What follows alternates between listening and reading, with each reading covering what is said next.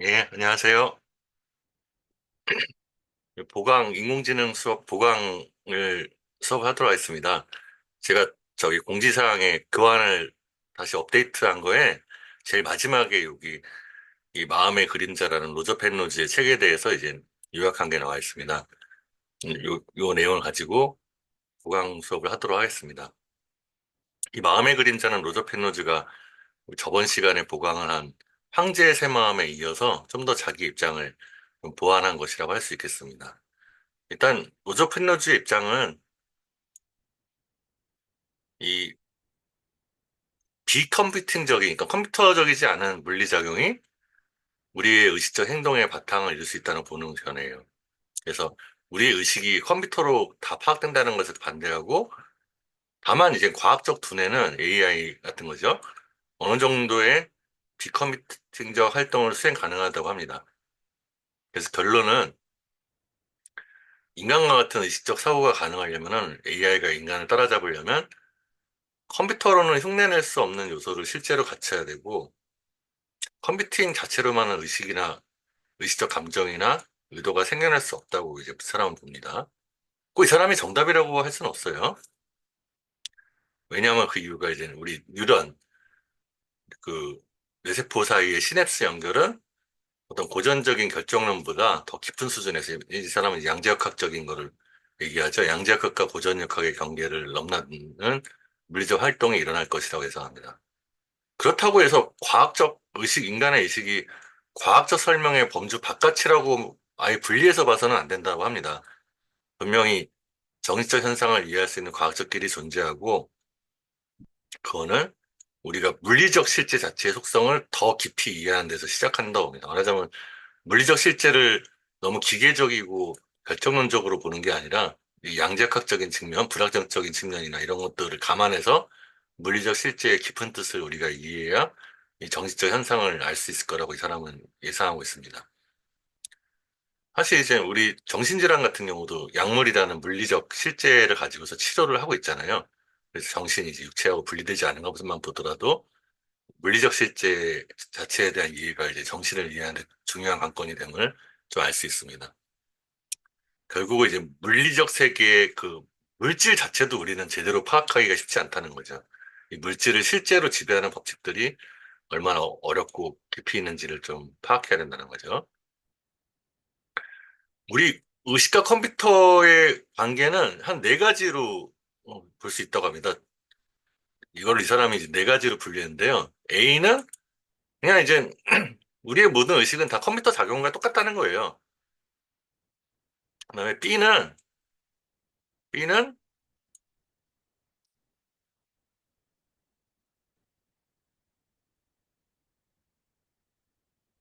물리적 활동은 모두 컴퓨터로 바꿀 수 있지만 컴퓨터만으로 인식이 생겨나지는 않는다고 얘기합니다. 그다음에 C는 좀 더 이제 적극적으로 의식의 고유성을 얘기하는데, 두뇌의 물리적 활동으로부터 인식이 생겨나긴 하지만 컴퓨터로는 시뮬레이션조차도 힘들다는 거고요. D는 아주 이제 극단적인 거죠. 영혼과 같은 자유지나 정신적인 거를 따로 독자적으로 물질하고 다르게 인정하는 거죠. 그래서 이런 네 가지로 좀 나눌 수 있다고 합니다.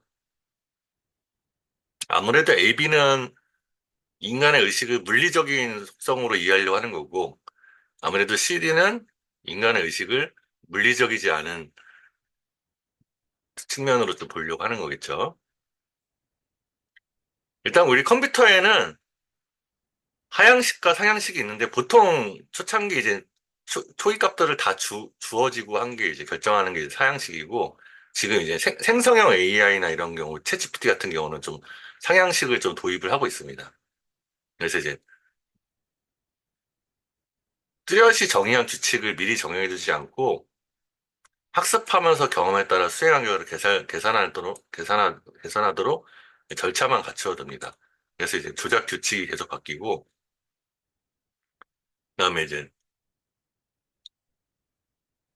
그 이전에 컴퓨팅 절차 이전에 수행 결과 경험에 대한 기억이 있어서 학습을 하게 되는 거죠. 근데 이제 기준이 명확하지 않거나 이해가 빈약할 때 쓰인 다음에 대표적으로 이제 얼굴 인식이나 음성 인식이나 또 이제 광맥 탐사라든가 석유 탐사라든가 이런 것들이야. 그리고 우리가 또 이해할 거는 보통 슈퍼컴퓨터 같은 경우는 이제 직렬 기계의 특성으로 속도를 빠르게 하는 건데 이 병렬 기계라는 거는 인간의 뇌를 모방해서 이제 병렬 처리를 하는 건데 직렬이나 병렬이나 원리 면에서는 이진법적인 걸 기반한다는 점에서 구별되지는 않는다고 말합니다. 그다음에 아날로그 컴퓨팅이라는 주제는 뭐냐면은 디지털 조작을 이제 이산적이라는 거는 이제 0과 1이라는 이분법적인 시스템이라고 하는 거거든요. 근데 이제 아날로그는 이제 연속적인 거죠. 그래서 디지털은 아날로그의 어린 값이라고 좀 볼 수 있습니다. 그러니까 디지털은 아날로그를 따라갈 수 없다는 거죠. 그다음에 이제 비컴퓨팅적 활동이란 뭐냐면은 이거에 대해서 논의하는데 완전히 순수한 무작위성은 좀 쓸모가 없다고 그래요. 뭐 카오스 같은 이제 유사한 무작위성도 그렇게 이제 우리 이뇌 활동을 의식을 설명하는데 좀 설명을 해주지 못하고 합니다. 그리고 이제 정지 문제라고 있는 게 이제 튜링 기계의 활동, 이제 컴퓨터 계산이 언제까지나 영원히 멈추지 않는지를 알아내는 문제를 컴퓨터가 이제 해결이 안 된다고 합니다. 이런 것들을 보면 컴퓨터의 한계를 좀 알 수 있다는 거고요. 그 다음에 이제 우주가 완전히 결정론적인 모델이고 어떤 진화의 규칙까지 다 갖췄는데도 컴퓨터로 시뮬레이션 하기는 불가능한 경우도 있다고 한다. 이건 아무래도 뭐 특정성이나 방대함 때문이겠죠, 아무래도요. 이거 이제 너무 거대한 규모니까요. 그다음에 존 썰의 주장은 우리 수업 때 얘기한 것처럼 그 중국어방 같은 이제 우리의 내향적인 주관적 측면의 고유성도 있지만 또 우리의 이제 흉내조차도 이제 더 적극적 외향적 객관적 측면이라는 거는 이제 흉내, 중국어를 똑같이 흉내내는 것조차도 불가능하다고 지금 보고 있습니다. 그다음에 우리 저번 시간에 얘기한 것 같은데요. 컴퓨팅 모델의 문제점 중에 하나가 이제 붉은색이라는 감각, 이 질적인 감각을 컴퓨팅이 이제 설명해낼 수 없다는 점이 이제 중요하죠. 그래서 현재 AI의 깃든 한계를 이유로 C가 옳다고 해야 되나? 그러니까 AI가 인간의 의식을 구현할 수 없다고 봐야 되는가? 이거의 문제에 대해서 사실은 우린 발전의 속도가 중요한 게 아니라 발전의 속도만 보면 언젠가는 다 AI가 인간을 따라잡을 거라고 말하기 쉽지만 그 바탕이 되는 이론이 안고 있는 영원히 해결되지 않을 수 있는 근본적인 한계가 있다면 아무리 발전하더라도 AI가 인간을 따라잡을 수 없다는 거겠죠. 그리고 지금 현재도 개미 한 마리의 능력도 AI가 구현 못하고 또 AI는 스스로를 이해 못하고 또 심지어 수학적 이해라는 것도 수학에서 이제 말하자면 이제 수학의 체계가 어떤 타당성을 가지냐 하는 수학적 이해도 컴퓨팅으로 한원할 수 없다. 그러니까 컴퓨팅의 규칙에 바탕을 이루는 바탕을 이루는 그 이해 그 자체는 컴퓨팅을 넘어선 것이라고 합니다. 게델의 정리에서 말한 것처럼 이제 인간의 이해가 알고리즘일 수 없는 이유는 아무리 온전한 체계의 시스템이라고 하더라도 그 안에서는 그 체계를 정당화할 수 있는 근거가 나오지 않는다는 점에서 완벽한 체계라는 건 불가능하기 때문에 그 인간의 이해는 알고리즘을 넘어선 거라고 보고 있습니다. 이거를 이제 여기 이렇게 견실한 수학 증명 규칙으로 그 어떤 형식 체계도 참인 명제를 모두 증명해낼 수 없음을 증명했다는 거죠. 그러니까 이제 형식 체계 안에 명제들의 참을 다 증명해낼 수 없다는 거, 이제 토대가 불가능하다는 걸 이제 증명한 거예요.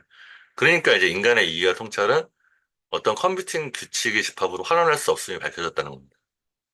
수학의 명제조차도. 그래서 무모순성과 완전성을 함께 갖춘 형식 체계란 존재할 수 없다는 것을 밝혔다고 합니다. 괴델 같은 경우는 인간의 마음이 이제 물리적인 것을 넘어서 신비적인 거라고 생각했는데 튜링은 이제 컴퓨터가 지성을 갖추려면 실수를 저지를 여지도 열려 있어야 한다 뭐 이런 얘기합니다. 그래서 이제 인간의 사고에서 나타나는 부정확성이 이제 인간 지능의 핵심이라고 좀 봤죠. 그럼 괴델의 이제 논리 중에 하나가 이제 이 문장은 거짓이다. 이것이 이제 괴델의 정리에서 역할을 하는데, 그러니까 이 문장은 거짓이다는 말이 참인지 거짓인지를 확정할 방법이 없다는 거예요. 사실 이 문장은 거짓이라는 말은 논리적인 명제지만, 이 문장은 거짓이라는 명제가 참인지 거짓인지를 확정할 수가 없다는 거죠. 그래서 컴퓨팅적으로는 인간이 수학적 추론의 모든 방법을 담아낼 수 없다는 겁니다. 그래서 이제 기존의 물리 이론에 따라 작동하는 물리 시스템이 비컴퓨팅적인 확정의 가능성을 좀 살펴봐야 되고요. 옳은 추론이라고 하는 것도 되게 미묘한 것이고, 게델과 튜링이 말했듯이 컴퓨팅적인 걸 벗어난다고 합니다. 그런데 왜 물리적 측들은 그렇게 정확하고 미묘한 수학적 설명을 따르는가? 상대성 이론이나 양지역학이나 뉴턴 역학도 다 수학적인 걸로 예측이 어느 정도 되잖아요. 이거는 한번 우리가 궁금증을 가질 필요가 있다는 점입니다. 물리적 실제 자체 어떻게 플라톤전 수학의 문제 관련을 가지는지. 그다음에 이제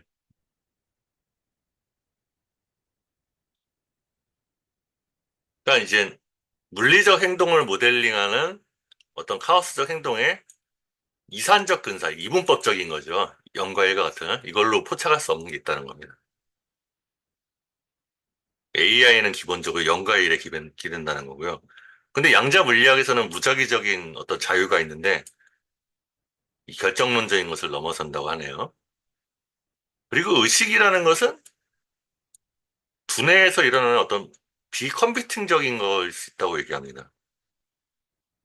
근데 이제 두뇌는 물리 법칙의 비컴퓨팅적인 활동을 이용하도록 돼 있는데 보통의 물질들은 또 그렇게 구성되어 있지 않대요. 근데 사실은 또 더 따져보면 보통의 물질들도 비컴퓨팅적인 존재 양식을 가지고 있을 수도 있어요. 양자역학의 불확정성이라던가요. 그다음에 이 사람이 이제 양자역학을 살펴보는데요.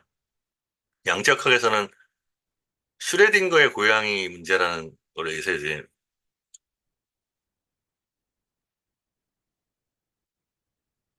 잘렸네, 산 고양이가. 네, 죽은 고양이와 산 고양이가 동시에 존재하는 중간 상태가 존재합니다. 각자 평행우주 이론도 나오기도 하고요. 그 다음에 이제 복소수 허수가 이제 물리적 구조를 설명하는 데도 사용되기도 하고요. 이게 이제 상당히 이제 기, 기계론적인 영과 일의 이제 이분법적인 것과 좀 다른 측면을 얘기하죠. 그 다음에 이제 양자얽힘이라는 거는 공간적 분리뿐만 아니라 시간적 분리도 완전히 무시하는 효과. 그러니까 동시성이잖아요, 인과관계가. 아무리 멀리 떨어져 있어도 소립자에 얽혀 있는 작- 작동이 이제 동시적으로 일어나니까요. 그리고 이제 그렇다고 해서 양자 측정 문제를 푸는 것이 마음을 이해하는데 선결 과제이지만 동일한 문제는 또 아니래요. 오히려 마음의 문제가 더 어려울 수도 있대요. 이 마음의 문제 대표적인 게 자유의지라든가 가치를 생각한다든가 도덕이라든가 이런 거니까요. 그리고 이제 이 로저 페너즈는 생물학적인 양자 결맞음 이런 걸로 뇌세포의 그 시냅스 안에서 이제 양자역학적인 현상으로 의식이 일어나지 않을까 이제 예측하고 있습니다. 그래서 두뇌 활동이 양자역학적인지는 확실히 알기는 어렵다고 합니다. 하지만 왜냐하면 이제 우리 신경 신호들이 양자역학적인 상태, 불확정성의 상태에 있다고 믿기에는 꽤나 거시적인 규모에서 이제 큰 규모에서만 뉴턴 역학적인 결정론적인 활동인 거죠. 이제 예를 들어서 약을 먹었을 때 뇌가 반응하는 것처럼 이런 것들은 거시적인 거니까요. 분자적인 거니까요. 양자 컴퓨팅에 대해서도 이 사람 얘기를 하는데 이제 일반적인 컴퓨터를 능가할 수 있는 문제들에서 양자 컴퓨터가 역할할 수 있다고 암호라든가 속도라든가 이런 걸 얘기합니다. 의식이라는 거는 양자역학적인 활동과 고전적 수준이 이제 상호작용이라고 좀 가능성을 얘기하고 있습니다. 그래서 어쩌면 뉴런의 역할이라는 거는 확대 장치일 수 있다. 그러니까 뉴런 자체가 의식 활동이 아니라 인간의 근원적인 어떤 정신적인 의식을 확대하는 장치일 수 있을 거라는 생각도 하고 있습니다. 그리고 이제 흐르는 시간의 관점이라는 거는 오직 의식에서만 일어난다고 하죠. 그다음에 이제 의식이라는 거는 정도의 문제라는 거예요. 의식은 이제 있다, 없다의 이분법적인 문제가 아니라고 합니다. 그다음에 대규모 양자 결맞음이라는 이제 뇌를 설명하는, 그래서 뇌세포의 이제 의식 현상을 설명하는 양자 결맞음은 그 자체는 의식은 아니지만 의식에 필요한 일부일 가능성을 좀 점치고 있습니다. 그래서 이 사람은 좀 정리하면서 우리의 세계는 우리가 의식적으로 지각하는 세계와 물리적 세계와 또 수학적 세계, 이렇게 세 가지로 구성되어 있다는 어떤 세계관을 좀 얘기하면서 마무리를 짓고 있습니다. 예, 감사합니다. 이걸로 보강을 마치겠습니다.